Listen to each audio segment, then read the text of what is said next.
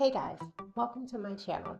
I am doing a 300 subscriber challenge, which means I need at least 10 subscribers a day to reach my goal at the end of the month. If you are watching this, you're already in. So, subscribe.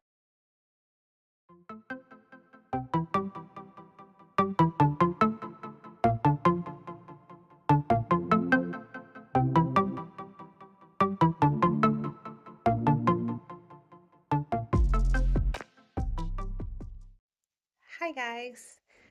So, I figured I had to post something today.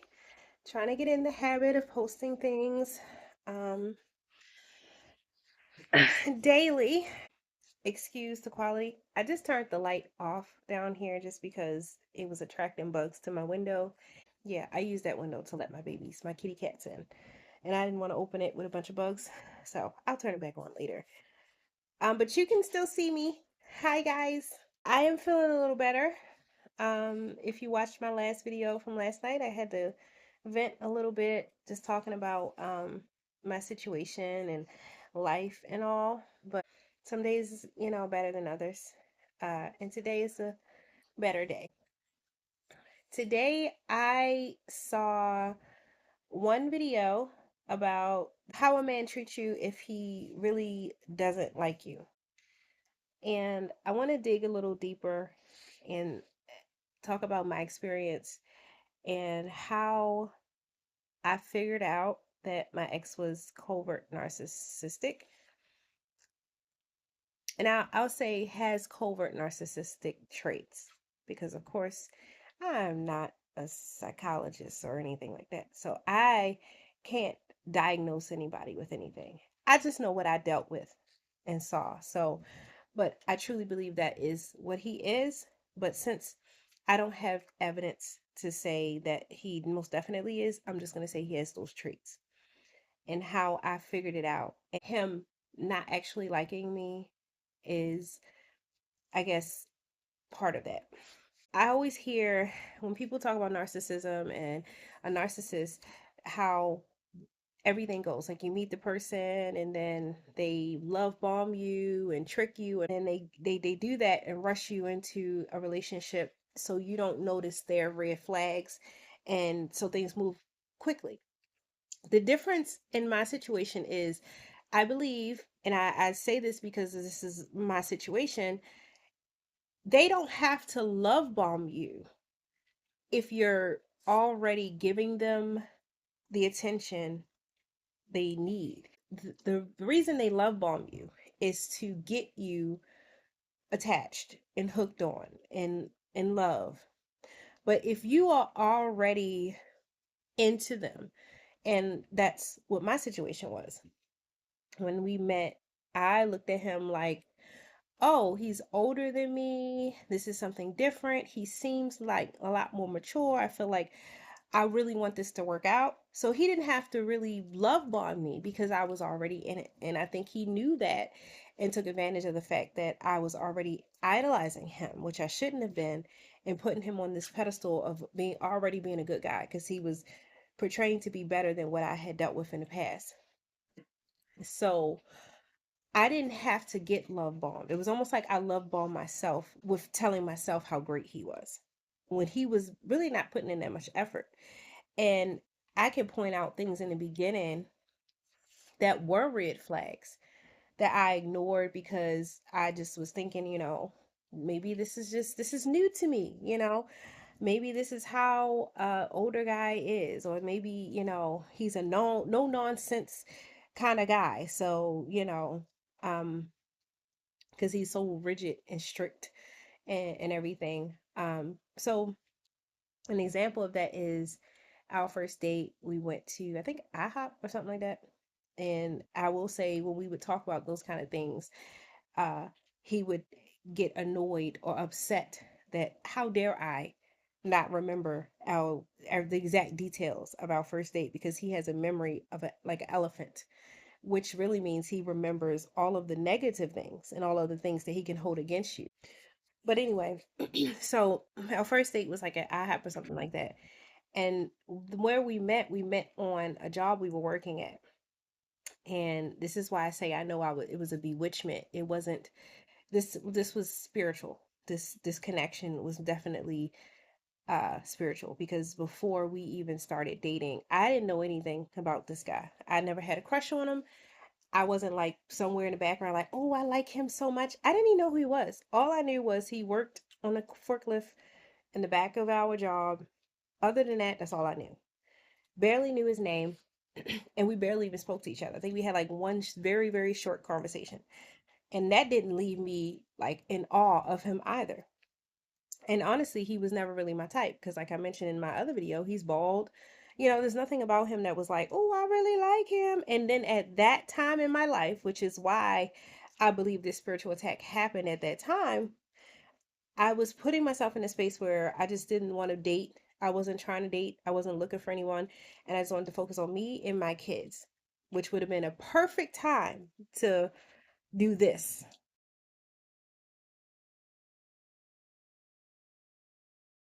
We go on this date, and because we work together, he always saw me in our work clothes, which was just like some black pants and I think like a blue t-shirt or something like that. I was always just wearing my work uniform. So when we went on a date, I'm like, he's never seen me outside of my work uniform. So I wanted to look cute. Of course, I'm a girl. Why not? So I didn't put on like a prom dress. But it was a cute little like romper type of thing where it had shorts, but then it had like a skirt thing hanging in the back, and it was really pretty with some flowers and just like some sandals, right? Nothing too fancy. And I remember him when he picked me up, he tried to make me feel like I was overdressed. He's like, we only going to IHOP. And I'm like, I was just trying to look cute, because you never seen me outside of my work uniform. And at the time, my stupid self was like, yeah, we are just going to IHOP. Maybe I am overdressed. When I saw him, he first of all, he not really, don't really know how to dress, don't really have much style, anything like that. And so when he showed up, like it was just like, blah. And then here I am dressed up, and not dressed up, but I just looked like I didn't belong there with him. It was the beginning of telling me I was doing too much because it just made him look bad. That's all. It just made him, when we walked into the IHOP, everyone's looking at me. Of course, guys are looking, but he feels bad because everybody's looking at me and not him. So that didn't dawn on me till recently when I was like, oh my God, I've totally forgot that happened. But that was the beginning of him trying to humble me. That's what they say, humble me. And from then on, whenever I would like buy something or put something on, and I thought it was really nice, so I thought it looked really pretty, all I would do is ask him like, "Hey, what do you think it is? How does this look?" He would always just he would literally act like he couldn't answer the question. Like, "What do you think this is how the conversation would go?" Every time for 6 years. I get something nice, a skirt, a dress, and then here it is. I'm trying to look cute for him because we're in a relationship. So I get something. I'm like, I think I look really nice. I put it on. I'm like, oh, I look cute. I'm like, so babe, what do you think about this? I don't know. It looks like a shirt. But do you like it? I don't know. It looks like all the other shirts you get. I mean, I don't know. It just looks like a shirt.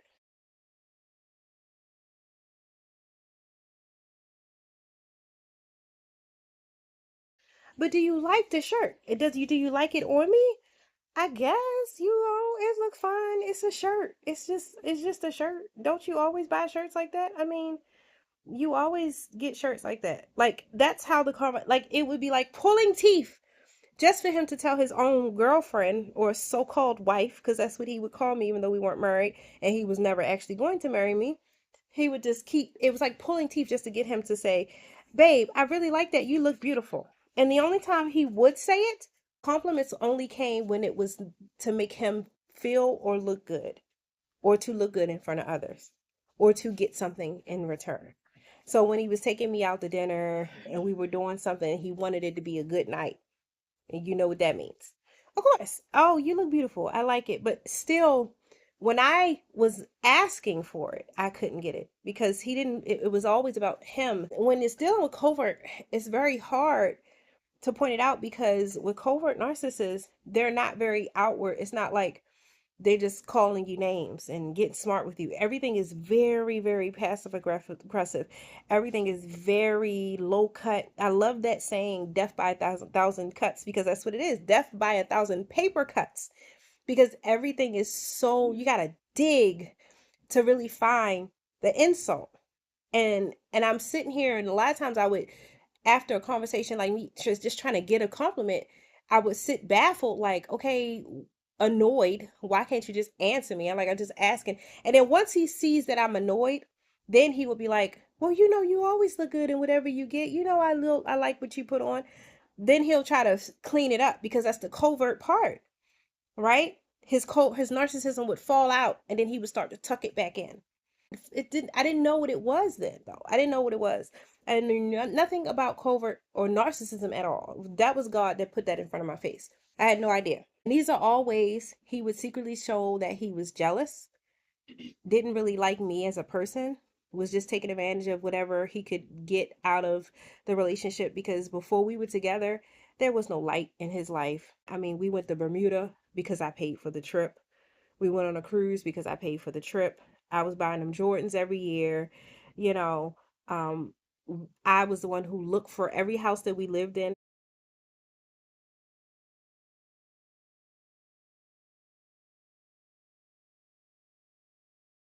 But when I really look back, if all the moves, the big moves that were being made by me, and he was just going along with it. Another way was the triangulation. And this was something else that started early on. And I will say, I would catch some of this stuff. I'm a very sweet person, a very soft-hearted person. I can be gullible or easy, a little ditzy times, or all that kind of stuff. But I also like overly caring and nice to people, but I also have my dad's temper that comes out sometimes, right? So there was things that he did do or did happen that I caught, and I also didn't look at it as narcissism or didn't know it was narcissism, and I would point it out, and he had to stop doing it, or he would basically change the image of it. So he would still be doing it, but just doing it more passive aggressively or more covertly so I don't notice it. It's almost like he's prideful and arrogant, but also insecure, right? Which is why his narcissism is covert, because he's afraid to actually show his narcissism because he doesn't think, or he knows that he doesn't deserve to be narcissistic because you're not that good looking and you don't have the money. So you have no right to think that you're better than people, but he still secretly feels that way. See what I'm saying? Since we first got together, I felt like from the beginning, I was always trying to, in this place of trying to prove to him that, yeah, I am ready. I'm good enough, you know? I was in a emotional state when we first met. I remember sitting in his truck and literally bawling my eyes out, talking about situations like with my family and my mom. He had a similar situation with his mom, who had passed away some years before we met, and he still was carrying that as well. Mommy issues that he don't want to admit that he still has. And so from that point on, I'm sitting here thinking back, and I remember when I would be like in the car and crying and upset, his demeanor almost leaning back, like I'm on his nerves, like I'm so tired of her crying. And I remember after we got past that point and he was complaining about it, he's like, I was starting to feel like I was just a counselor, and I was just, and almost if I owed him for sitting and listening to me. Like, he made me feel like I owed him for that. Like, I sat through all of that. I mean, you know, I should get a cookie for, sit. I ain't have to do that if I really didn't like you. But I feel like the only reason he did sit through that is because I was idolizing him. He already felt like nobody loved him. He was very lonely, just him, and I know he is now, just him and his sister.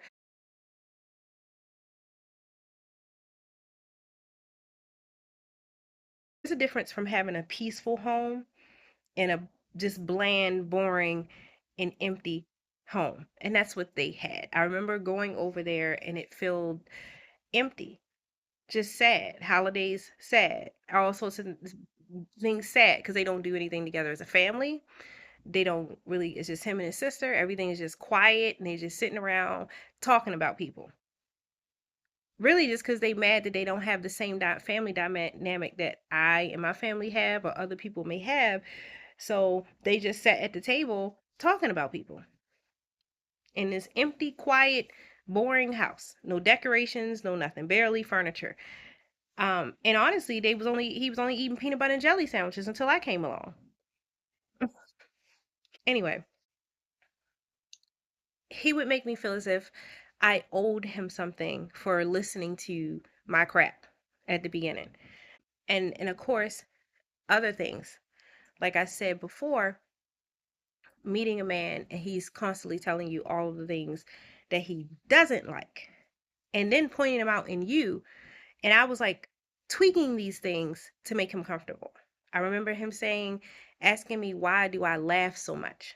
My happiness bothered him, and it still bothered him. Now I realize it's still all the way up until the end because I've always been a giggly, silly, happy person. So he pointed it out then, but I felt like I toned it down for a bit, and over time I can't. I just stopped trying to dilute myself for anybody, and my happiness just kind of overgrown him, and I could see when he was irritated with it. I can see visually see him being irritated. And the thing is, once you're in a relationship with somebody for a long time, you tend to know their cues when they're upset, when they're angry, when they're irritated, even if they're not saying anything. And with a covert narcissist, how he would just be silent. He wouldn't actually, you wouldn't be able to tell he was angry unless you knew him. And because I knew him and been around him enough, I knew when he was irritated. He didn't have to say a word. I could tell. And every time, the happier I would get, he would be irritated.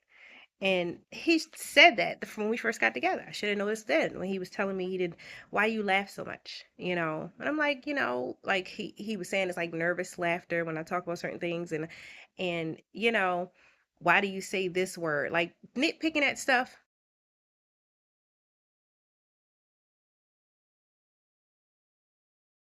basically.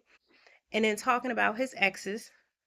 And now I look back and I'm like, you mean to tell me that you're 47 years old and you have no other stories? Like, I feel like he only gave me bare minimum information about him. And everything that he did give me was all about what somebody did to him, as if he just never did anything wrong, right? Or never had any issues or imperfections. And that's another thing that narcissistic people do. They'll be like, this person did this and this person. So his mama did him wrong. God did him wrong because he was also mad at Jesus. His brother did him wrong. And his exes. And one of his apparently his exes cheated on him with her kid's father, and that was something that he was holding on to. So I even had to prove that I wasn't into my ex. Like it was almost like I had to go through these tests. Like he was testing to see if I was going to cheat, if testing to see if I was, you know what I mean? So I'm constantly proving myself, trying to prove to him that yes, I can handle you. When really it's him that couldn't handle me, hun. That's all it was. That's all it was. He couldn't handle me. And he wasn't nothing to be handled because he's absolutely, completely empty. He just has documentaries in him. That's it. I mean, because he liked to watch documentaries. I don't know. Unsolicited, unnecessary, irrelevant information. That's what he got. So anyway, so compare me to his exes. So it was this one particular ex that he said it was, I think it was one or two, that one that had cheated on him, and it was another he was dating, and he didn't like how her kids, like her kids was like baby kids, I guess. He was saying they used to slam the door a lot. And then I felt like I had to prove to him that I got good kids so he could feel like he accepted. But I don't have to prove that because my kids are my kids. They are good kids. That is that I didn't have to coach my kids to do anything. I didn't have to say, well, when you see him, make sure y'all don't do the no, my kids are good kids. And I'm a good woman. So, but I still felt like he couldn't see it. So I had to keep finding ways to overly show him. But the thing is, he could see it, but he just didn't want to admit who I was to him. And he wanted to keep me humble to make him feel like like he was saving me from something. Like he was I needed him to fill in the blank. I needed him to have a man in the house. I needed him. And I like I said, I was a single mother before you showed up. I'll be one when you leave, sir. I don't need no man but Jesus. Okay. He kept comparing me to this one young lady.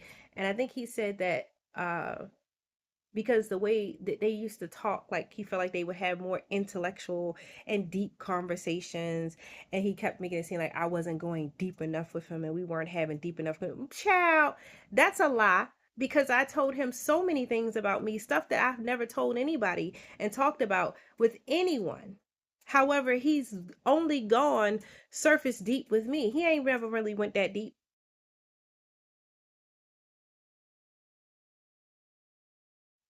The same stuff, and if he calls telling me about his mom deep, that's not really deep, because you tell everybody about your mom and how angry you are at her, how you feel about her. You talk about it with your sister all the time. So, which you're 47, you can no longer blame your life in your teeth on your mama. Him saying like how they would talk about intellectual things, and he felt like, he used to like the fact that he could talk about things, whatever. And I'm like, okay, so I'm trying to have conversations with him and trying to do this same thing. And I felt like I was trying to measure up to whoever this girl was before. Another thing that narcissistic people do. And then at one point he was like, I just have to accept, and this is how he would be manipulative. Another thing that covert narcissists and narcissistic people do, especially covert, because it's always passive aggressive. I guess I just have to accept that we'll never have that type of relationship, making it seem as if now I should feel guilty because I am not giving him. He feels like it's this piece that he's missing that I can't give him, and he's like, well, I guess I just got to accept I don't have it, knowing that's going to put me in a space of feeling like, dang, I have to try harder to be this as well for him, right? And not only that, compare me to his sister. He can talk to his sister about everything because the sister just, feeds in everything he says, right? So you can tell his sister that he at work today, I flew over the moon and went to NASA, and she gonna be like, "Oh, you doing a good job. Oh my goodness. You were so smart. I know you the best worker there." He can tell her anything. Cause one, she's not actually in his life, so she don't know what he been doing all day. He's just telling her stuff and making himself to pump his ego up to make him seem like he's so great at work or whatever it is he's doing. And she's just taking it in. She doesn't question anything he says. And then on top of that, they both have this same shared trauma with their mom. He calls her mom, looks at her like she's a mom figure, which I don't understand how that's possible, because you both grew up in the same household. So if she's not healed, you're not healed. How's she going to replace the mother to you? And she also had the same bad experience with her mother. He tries to get me and his sister to hang out with each other, and he wants us to become like buddies and stuff. But even though she seems to be a really nice person, and I know she goes to church and everything, there was something that didn't rub me completely all the way right. I'm not a phony person. I'm not hanging out with people and just being friends with people just cause, So I just wasn't okay with pretending like I'm gonna act like we, stepsisters or buddy sisters. And over time I realized it was really just because he looked at my personality to be similar to hers, as if I was willing to absorb whatever he would tell me and just pump his ego up. And I will admit that's what I was doing at first, until I started learning who he was and standing up for myself. Once I started doing that, and I was no longer doing what she was doing, just taking all of his stories and not really questioning anything or saying anything. Well, maybe, this don't sound right or whatever. Once I stopped doing that, that's when he stopped telling me stuff or talking to me.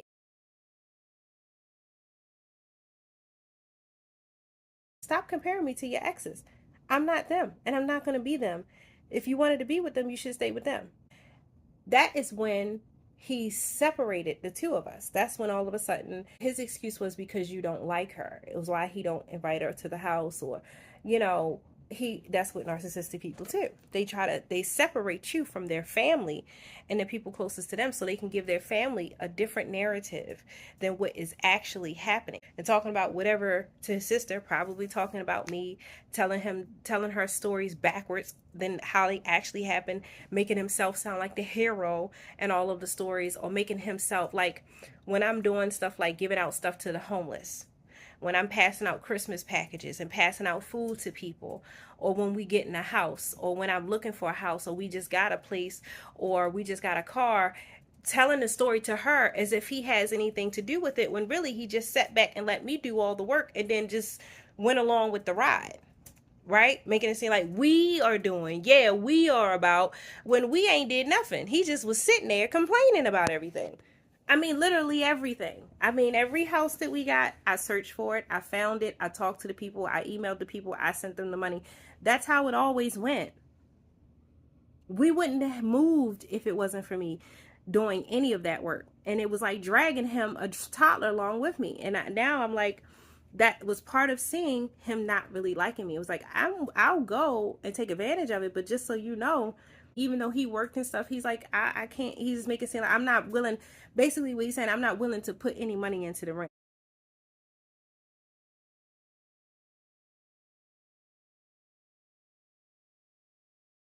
When I thought about it, that's what he was doing to his sister before we got together. He was in his last apartment and he was mad at Obama, because he always mad at somebody. So it was because of Obama this time. The economy was messed up. And it was in 2008, he lost his place or something like that. He was losing his place. And then he was mad at God. He said that his sister needed help, so he moved in with her. Which one is it? Is it because you couldn't afford your place, or is it because she couldn't afford hers? Because now I think about it, he gave me two different stories.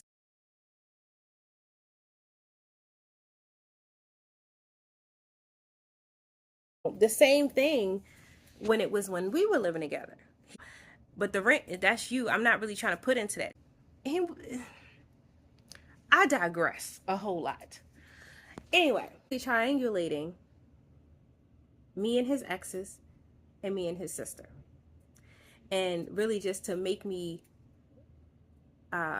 be what he wants me to be. So he can feel more comfortable. So he doesn't have to be accountable. So he doesn't have to, so I can keep pumping his ego and make him feel like he's so great. I'm a lover. And when I love somebody, I love the heck out of people. Like cats, dogs. If you in my life and I love you, I'm going to do whatever I can. My kids saw the things that I would do for like birthdays and Valentine's days. I'm always preparing something. Valentine's Day is usually a day for women, right? Where guys are like doing something for the woman. He did maybe one thing on one Valentine's Day in the 6 years that we've been together. Outside of that, I was always planning the Valentine's days, birthdays, everything, going out of my way. And when it was time for him to do something for me in return, it was literally just I ordered something off of Amazon, or I went up the street and got some flowers from the flower shop, and let's go out to eat to Red Lobster or something.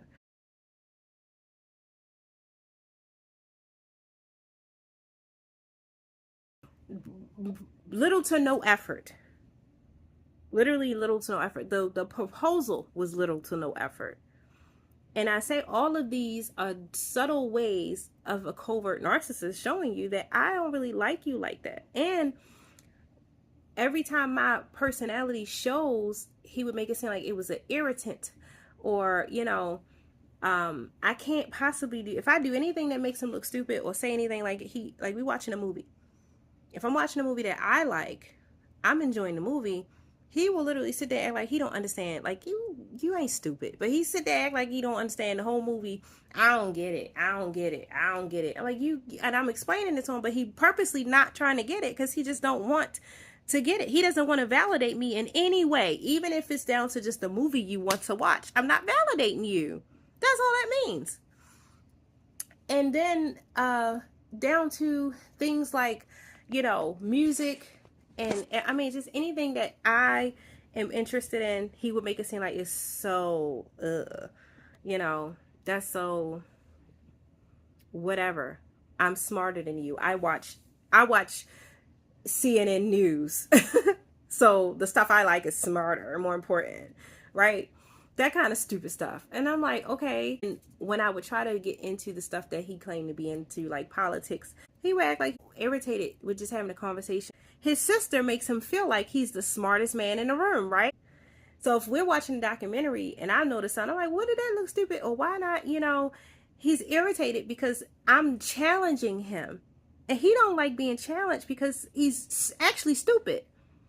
So when I'm challenging him, it really shows how much you really don't know, because he didn't expect me to know so much. So when I'm challenging him or I'm talking and I start to have a back and forth, and not even arguing, just having a back and forth, it turns into an argument because he needs to have the last word. He needs to be right about everything. And it bothers him for me to even know anything. I can't possibly know what I'm talking about. It took me not until God started showing me those videos of narcissism, because I always say God is the one who brought me out of that bewitchment, because I had no idea what narcissism was. I didn't search it up. I didn't look it up. The videos literally just started popping up on my YouTube. And I started watching them. And everything I would watch, I'm like, oh my gosh, yeah, he does that. Yeah, he does that. Even down to like the silent treatment. He would always make it seem like the silent treatment was because he was trying to give me space. Like it was me who was being silent. Like if he just wanted to have control over things, but he wanted to pretend like it wasn't bothering him. He didn't care about my well-being. Like if I'm out in the middle of the night, your wife or your girlfriend's out door dashing in the middle of the night, I would ask him to go with me. He wouldn't go. I would try to be on the phone with him. He don't want to. I just talk to you when you get home. He don't want to be on the phone with me. And then he would just lay down and go to sleep, put his earplugs in, and I come in the middle of the night, he in the bed, he just laying there asleep. Just like, I don't care if you're okay or not, that kind of stuff. But let me not check in, or if he at work and I don't text him all day or call him all day. Now it's like, oh, you don't text me. I like to talk, and you can't even send a simple text message, and because he wants me to give him all the attention and make him feel always validating him, but no validation in the other direction. There's a competition with everything, literally trying to do all the jobs that I was doing and then competing with me, like all of this nonsense. But this is all just ways of him showing that not only did he didn't like me, like the look of disgust, like I would catch on his face just from me having a personality, like irritating him for me being happy or excited. I asked him to stop somewhere, and that's all we over here. Like how the lady was saying in the video, every time you ask them to do something, it's almost like a chore for them. Like, they don't, like, I'm always a burden. And he would always make me feel like I owed him something in return. When he needed something from me and needed help from me, his excuse was, I want a relationship where we can be a team. We supposed to be a team. But when I needed help from him, I need this back. Child. Not until God started showing me those videos and I started seeing what covert narcissism is, that's when I was like, wow, that is literally what I am dealing with. Literally, the toxicity. I did not realize that I was underneath that for 6 years. The good thing about it, God never took his hands off of me. And really, if it wasn't for my children, and that's another aspect, I think, having kids in the house, because with covert narcissists, the thing is, they're very particular about their image. He's very particular. That's why he was so rigid about time and trying to look neat, and how he worked extra hard at work. Not because he's a good person, a good guy, or a hard worker, because he's actually lazy. That's the thing. A person going to work doesn't mean they're not lazy. You can be lazy and go to work. As a grown man, he has no choice because nobody's taking care of. So he had to go to work. So he's willing to do the bare minimum. And then because he needs validation and need to feel important, he'll go to work and work extra hard. He got to be the best person in there and working extra hard so he can feel like he's putting on this persona like I'm strong and I'm this. But I learned that a guy can be 7 foot, 288 pounds, but be weak. I'm telling you, weak. Go to work and talking about I've been lifting 20 pounds, 20, the fire machine was 20 pounds. And I'm like, 20 pounds? The baby like way more than that. And I lift her like every 5 seconds. What are you talking about? You know, like want a cookie for every little thing. And if he does work over, he wants to keep complaining about it. And I do this and I did this and I did that. When I'm working like 6 jobs, when you count the kids, I'm also going to work. And I'm also staying up all night with a baby, which he would not do. He would just put his earplugs in and go to sleep. I had to get up with the baby, turn on his rain, close the door, put his earplugs in. But I'm a mother. I'm aware that there is 4 kids in the house. So I need my ears open. And not only that, we had animals. So yes, I'm up all night making sure the cats come in the house, making sure the baby's not up. They're going to sleep, and the baby not waking up in the middle of sleep. She getting a pamper change. That is all me. And then I still got to get up and go to work tomorrow. And then when I get home, I got to make sure dinner is ready. While you go to work and do one job all day, come home, and then go sit down into your man cave and pretend like you're doing more work, but you ain't doing nothing on that computer but watching PORN. Another thing he lied about and claimed that he did not do. And I caught him multiple times. Yes. I say all this to say yes. A man will lay next to you, will be with you for years. And the only reason it stopped, because God pulled me out of it. He pulled us out of that house. And he was, even though he kept, and that was another thing that narcissistic people do, they fake break up with you because they want you to chase them. So whenever I wasn't doing what he wanted me to do, giving him the attention that he wanted, being intimate with him, he would make me feel bad. It was one point that he literally started sleeping downstairs because he felt as though I wasn't being intimate with him. So it was to punish me. And one time he did it and I didn't even respond. That's when he finally got scared and came upstairs and was looking like, because that's when I was finally like, do what you got to do. You're not going to keep fake breaking up on me and it don't take that many times for me to learn now. So, he would do those kind of things, fake break up, I think we should break up, and then watch me spaz out and be like, you ain't even trying. I'm like, we should try, we got to do counseling and therapy before we get married, and yeah, we'll do it. And he never actually goes through with any of these things. He just say, yeah, we gonna do it, yeah, but really it's just to get me back into the position. Like I said in the other video, how they don't want you to expand, they don't want you to grow. They'll just keep telling you to move this way, turn that way. But I want you to stay down here so I can get you to turn in whatever direction I need you to turn at the moment to make me feel good about myself. The last time he broke up with me, I was like, good. I needed that because I was telling God, it's in your will. It's in your hands now. I'm letting go. You want this to end. You want me to leave this person. I've been getting these messages of letting go. You want me to let go, Lord? Let your will be done. Next thing I know, he broke up with me and I left it there. And once he broke up with me, he didn't expect, one, I wasn't chasing him out the door. That made him mad. So not only was I not chasing him, it was a shock to him because when I love a person and we in a relationship, I'll do anything for you. I was idolizing him and pandering to all his needs. And every time he said he didn't, whatever it was, I don't like the vacuum, I'm going to go get a new vacuum.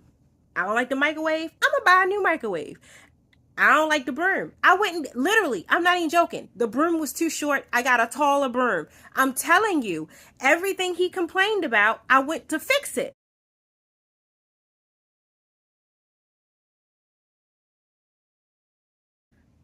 So this time, we're not together anymore. He needs something fixed or he wants something to change. He's expecting me to continue to pander to him. He's expecting me to continue to try to make him happy. And I'm no longer doing it. I'm like, so I'm like, didn't you break up with me?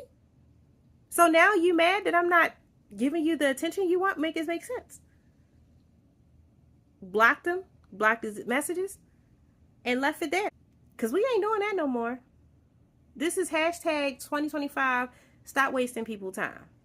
And I'm not wasting no more time. I'm almost 40. Anybody got time for that? After that last time, I did not chase him and I did not run him back into his arms. But the thing is, he thought I was. So it would have continued. He thought that it was going to continue that way because he was used to playing them games with my heart and with my mind and thinking that I was just so desperate to be in his life, which at the beginning, I wasn't desperate. It was more so I thought this was supposed to be it. So I was willing to grow, thinking that that's what I was going to be doing, is growing into this relationship, when really he was just manipulating me and to turn me into whatever he needed me to be to make him happy, even though he didn't really like me as a person. I was too bubbly. I was too happy. I wanted to do too many things. He don't like water. I'm talking about going to the beach. He don't like going to the beach and doing stuff. And it's like narcissists. They start doing that stuff with you to make it seem like they into everything that you into. And then over time, it's turned out to be just me and the kids going to the beach. Take him to Bermuda, and he's sitting around like a child waiting for me to entertain him the whole time. I paid for the whole daggone trip, and he's sitting there just following me around waiting for me to make him happy. It was almost like he was mad that I got him a trip for his birthday, and was jealous that I got him a trip for his a cruise ship for his birthday, and went to Bermuda and was walking around like mad the whole time, I guess. And it was just awkward, like awkward, but he was expecting me to, I guess, unawkward it, oh, she thinks she can take us to a trip and we're gonna have fun. Well, make me have fun then. Make you have fun, dude. We on a freaking ocean. Make yourself have fun. I am so sick of that. I'm so sick of people draining my energy because they don't have any of their own, and that's really what it was. Bringing down the happiness in the room, because my kids and I carry joy, bringing down that joy and that happiness in the room because you mad you ain't got nothing for yourself. You're mad that your family don't operate like that. When it came to like holidays and those kind of things, angry in the inside, and would blame me, be like, next year we going and we hanging out with my family and we always go to your family. I was like, okay, fine, plan it. I don't mind. Go, we can go. Yet every year we still go to my family house because guess what? First of all, your family don't ever have anything. When we met, I know that.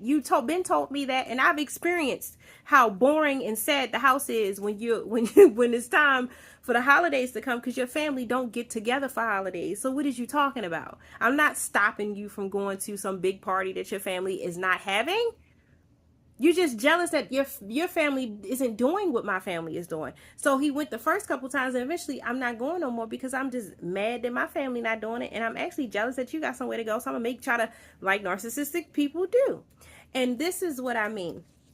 So because it started differently, he did not have to love bomb me because I was already willing to do whatever he wanted me to do. So therefore he could skip past that part. The reason his narcissism started to show up so late is because he didn't have a fight.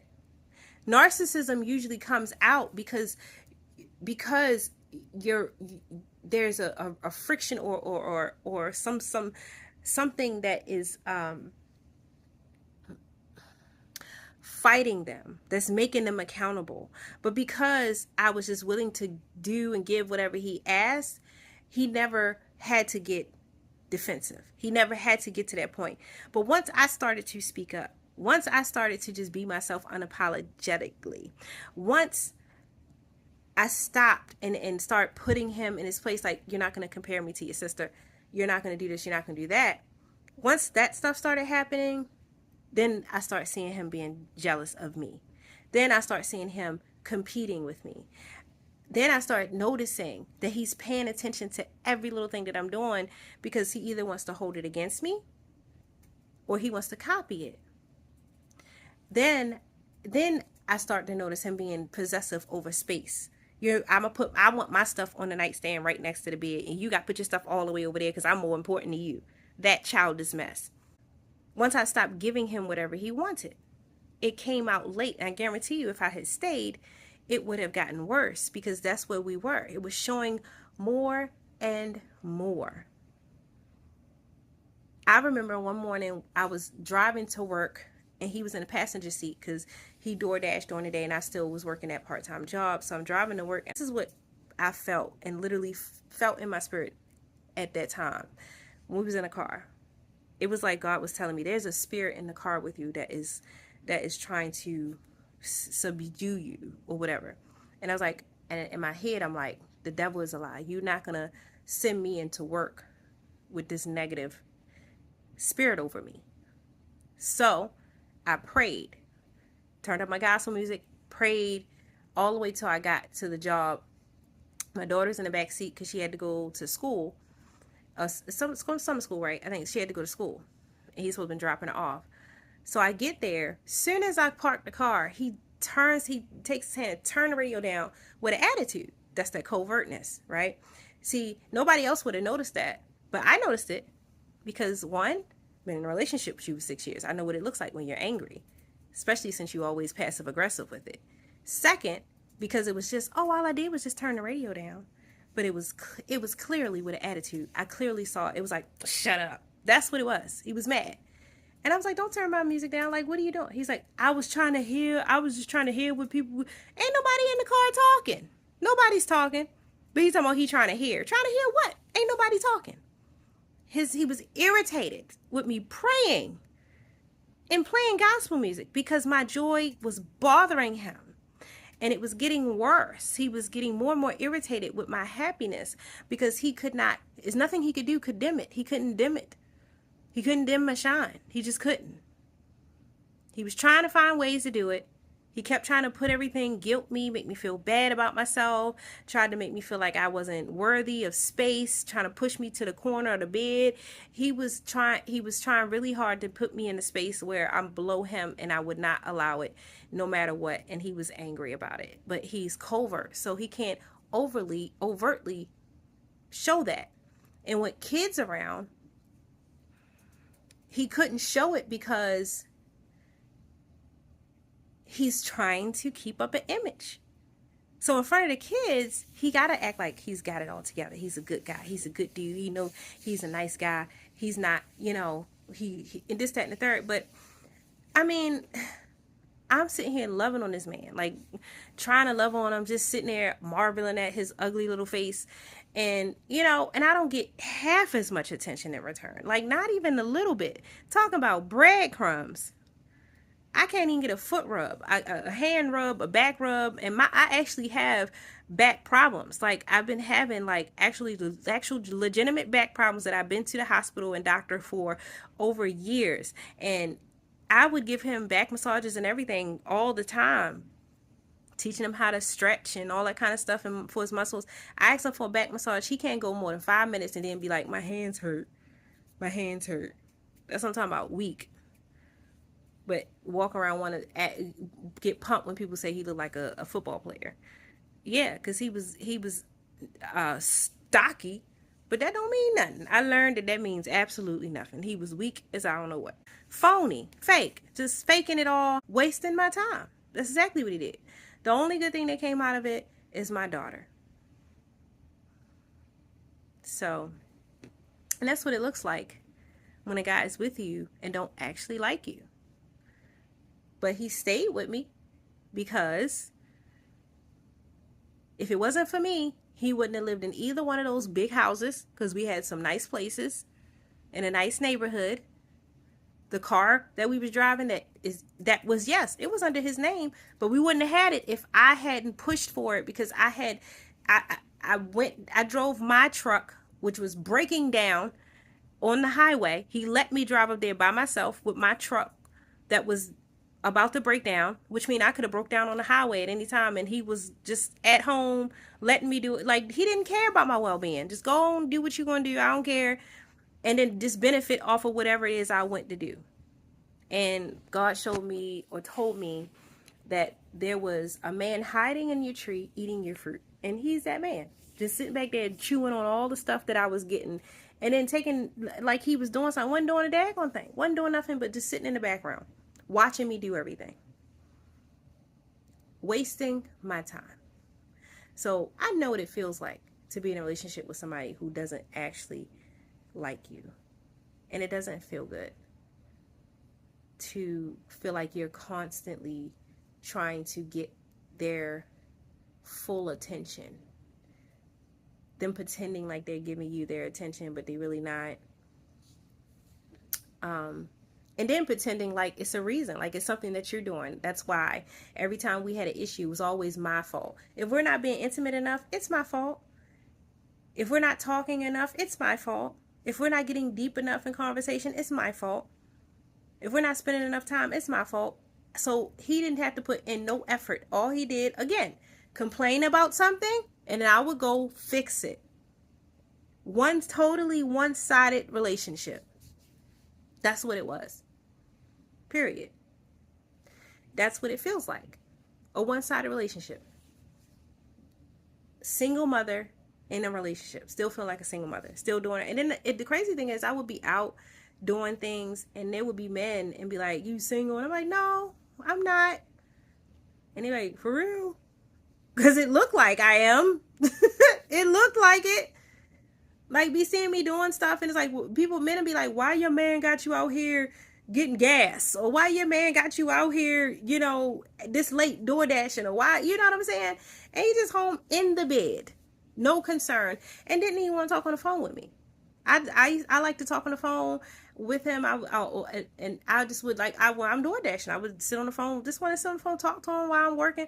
And he like, I talk to you when you're home. Why we gotta talk on the phone? I see you at home. Like, like everything I want to do with him is so annoying. Like, how dare you want to talk to me? Yeah. Overworking myself to make somebody happy who was never going to be happy in the first place. They ain't happy in themselves, and they ain't going to be happy with me. Because he was already miserable and sad when I met him. So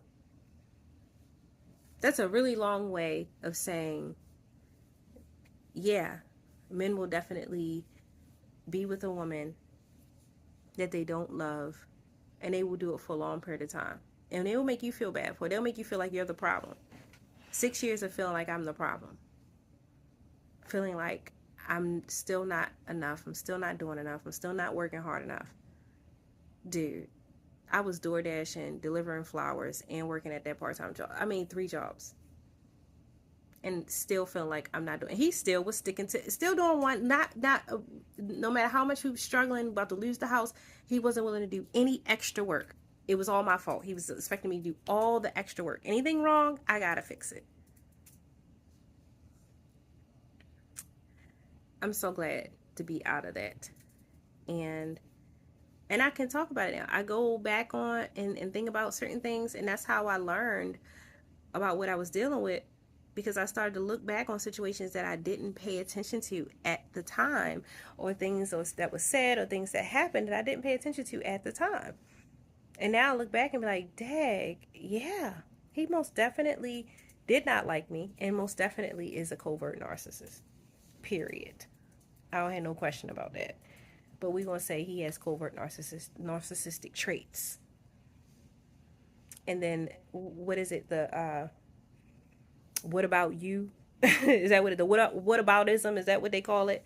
Every time you try to hold them accountable or something, instead of them just, in that moment saying, okay, I apologize, I'll change, or let me, trying to change. Well, what about you? But it's always your fault no matter what they do. Man, no accountability. And they're gonna tell me I ain't got no accountability. Like, I'm like, Negro, how many times have I apologized for that? Well, and that's what he means by having a memory of an elephant. And that's another trait of narcissism, is that they will hold on to stuff. No matter what they never will forgive you. They act like they do, but they don't. And they'll hold on to it and keep holding it against you. But they want you to totally act like whatever they did, they didn't do. Totally forget about it. But they will hold on to it and keep on throwing it back up in your face, throwing it back up in your face, throwing it back up in your face. He had intimacy issues and kept making it seem like I was the one who had intimacy issues because of my past and my past relationships. I'm like, no, stop doing that. I healed from that. I already told you that. This is now a you problem. You know, and never fixed it, never did nothing about it, just stop talking about it because he didn't want to take accountability for it. So instead of him, he just hold it in. I'm just gonna act like I'm like everything is not all my problem. You know, both of us got to be willing to do some effort. And the thing is, I noticed, I said the problem was what he did was he spent the whole relationship pointing fingers at me so that I would never notice his flaws. As long as I keep telling you there's something wrong with you and you focusing on like, how can you change this? I got to do this and there's something wrong with me. You never notice what's wrong with the other person. So we never spent time working on him. Yeah, I seen that firsthand. And then I even said it to him. I said, you don't even like me. You don't love me. And he's like, why would you say that? Why would I be with you?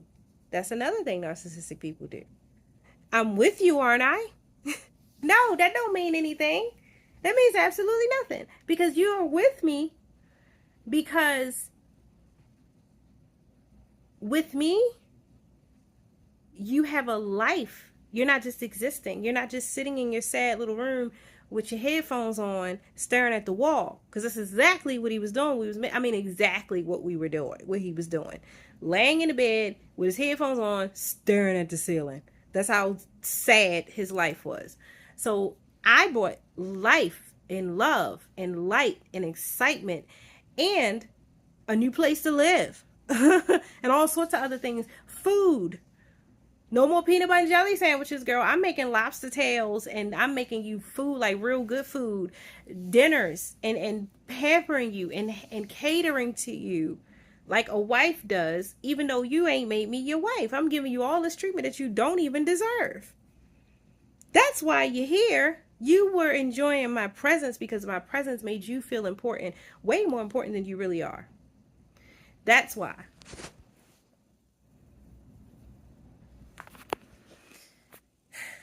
Yeah. Yep, that's what it was.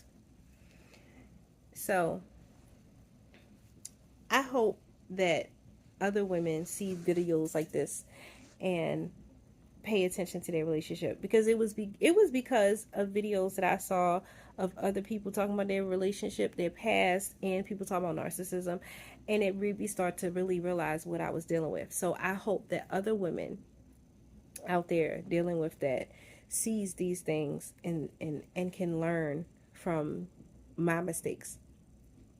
If you're just getting into it, if he's picking out a bunch of things about you that he don't like, if he's comparing you to other people, other women, his mother, whoever it may be, if he keeps telling you that this isn't enough and I want to do this and I want to do that, and you find yourself trying to measure up,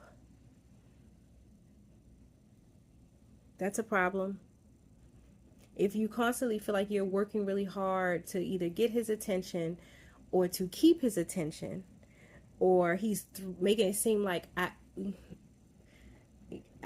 could go and cheat. I'm not a cheater, but I don't want to go. I don't want to have to do that. I would rather guilt tripping you into doing whatever he wants you to do, making you feel like you owe him something just for his presence, not willing to do something for you unless it involves him, it benefits him in some sort of way, or you feel like you owe him something in return.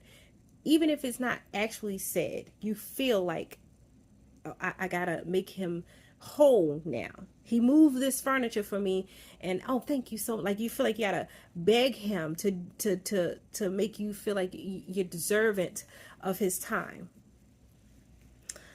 Any of that is a waste of your time and effort. We should not be working that hard for nobody's attention other than Jesus's. And that's just it. It's just it. No more idolizing men. Let's stop wasting our time, because we are way more precious. And the thing is, they do that because they know you're better than them. They do that because they know you can do better than them. They do that because they know that you are actually a good woman. It's just that simple.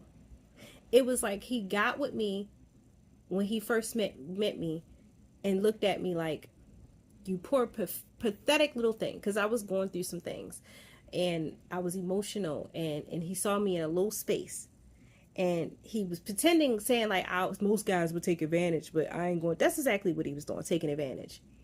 He lied and said he wasn't. That's what he was on.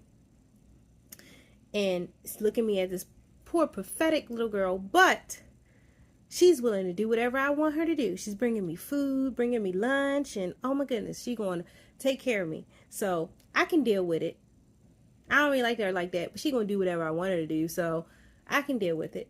But over time, he started to see that I was way more than he thought I was.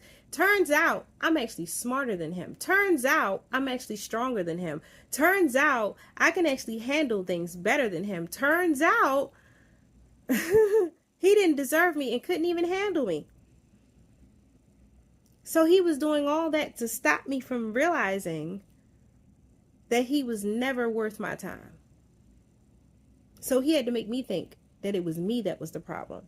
So he could hide behind my insecurities. Don't let that man do that. Don't let him. Realize your worth and let it go. You feel so much better. It's like literally lifting the burden. The night I decided to move into the other bed and not sleep with him no more, I felt like I was literally dropping off a load in the toilet. Like, it felt so good. It did. I didn't realize it was going to feel that good. I used to feel bad, and I was like, but God was like, let it go. And once I actually listened to him, I was like, oh my gosh. The scales was like whoosh, like ripped it off like a Band-Aid. I looked at him and was like, I don't even like you. You mean? You got a bad attitude. You boring. You really not a nice person. You have no empathy. Like, what in the world? Child, what was I thinking? I'm telling you, bewitchment be real. So, pray, ask God to lead you out of the relationship safely and let it go. Period. There's no man worth holding on to treating you like that. Don't accept anything less than you deserve. I don't care what your situation is. Because a lot of people like to say, well, you got kids or you got a past. Whatever your situation is, you don't deserve disrespect. Period. Just because you have children, you a single mom, just because you might be older, just because you have a past, whatever it may be, that does not mean slim pickings, just got to pick what's out there. That ain't true. That's a lie.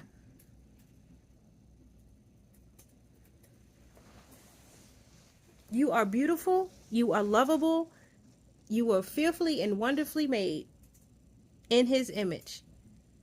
And the right man and the right person for you will treat you like you deserve. And it's just that simple. It doesn't matter where you are, what you were, and how you got where you are. It's just that simple.